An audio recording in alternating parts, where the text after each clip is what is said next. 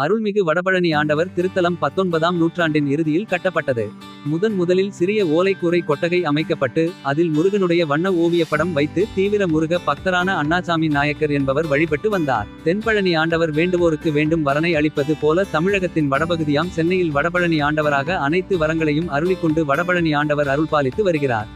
பழனிக்கு சென்று வேண்டுதலை நிறைவேற்ற முடியாதவர்கள் இத்தலத்திற்கு வந்து பழனி மலை முருகனுக்கு நிறைவேற்ற நினைத்த வேண்டுதலை நிறைவேற்றி தென்பழனி முருகனின் அருளை இந்த வடபழனி முருகன் ஆலயத்திலேயே பெற்றுள்ளார்கள் என்பது ஒரு நிதர்சனமான நிகழ்வு. பழனி முருகனிடம் வேண்ட நினைத்த காரியங்களையும் வடபழனி ஆண்டவரிடமே வேண்டி அவர் அருளை பெற்றவர்கள் ஏராளம். திருமண தடை விலகவும் மற்றும் மக்கட்பேறு பெறவும், சிறந்த கல்வி அறிவு பெறவும், உடல் நலத்துடன் ஆரோக்கியமாக இருக்கவும் மூலவரையும் அங்காரகனையும் செவ்வாய் வழிபாடு செய்து சிறப்பு அபிஷேகம் மற்றும் அர்ச்சனை செய்பவர்களுக்கு குறைகள் நீங்கி நிவர்த்தி ஏற்படும் என்பது இத்தலத்தின் மிகப்பெரிய சிறப்பு.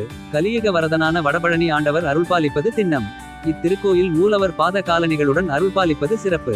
வேறு எந்த படைவீட்டிலும் காண முடியாது. பாத காலணிகள் அணிந்து இருப்பது ஆணவத்தையும் அகங்காரத்தையும் அடியோடு நீக்குவதை குறிக்கிறது.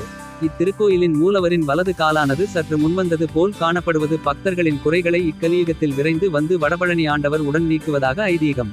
இத்திருக்கோயிலின் தல விருட்சம் அத்தி மரம் ஆகும். குழந்தைகள் வரம் வேண்டி அத்தி மரத்தில் பக்தர்கள் தொட்டில் கட்டி வருகின்றனர். மொட்டையடித்தல், காது குத்துதல், பால்காவடி, புஷ்ப காவடி எடுத்தலும் தனி சிறப்பாகும்.